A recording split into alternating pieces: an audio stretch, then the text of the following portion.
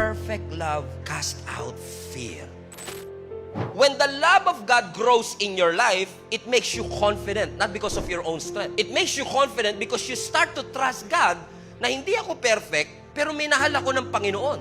So I have confidence in that love, and when I have confidence in that love, yung hawak ng fear, unti-unting lumuluwag. Fear loses its grip. Bakit? In-address yung tunay na issue. Takot sa judgment. Yung fear is all about control. Pero ang love is all about freedom. So as a Christian who believe in Jesus Christ and who believe that God loves us, we are not terrified at Him.